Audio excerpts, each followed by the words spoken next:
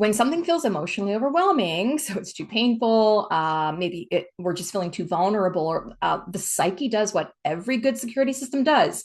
It steps in, and it steps in with defenses. So defenses usually aren't conscious.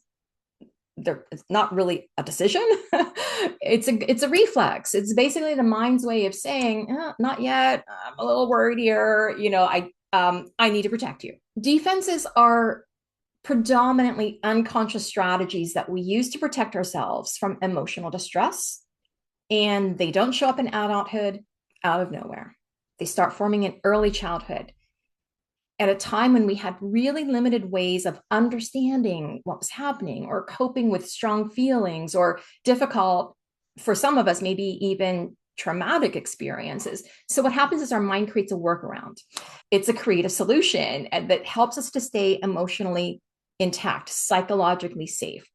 So for example, if expressing anger, wasn't something that your family did, you may have learned to shut that down, or maybe you witnessed a lot of anger being expressed. Well, you will form a defense that was right for you in that moment as a kid, to be able to deal with that.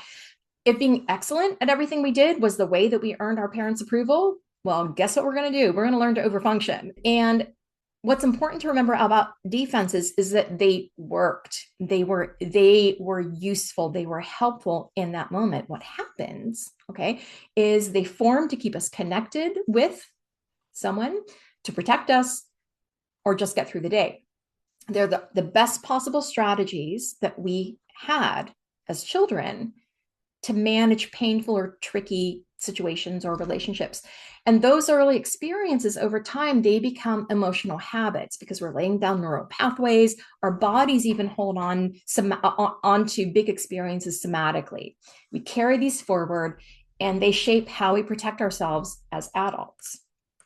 I really want to normalize defenses. Everyone has them. They are a part of being human, and stress will reactivate those old protective patterns. So when something hits an emotional nerve, we get feedback that we don't feel so great about, or we're experiencing a conflict with someone, or we're feeling shame from something or pressure, our older defensive patterns kick in.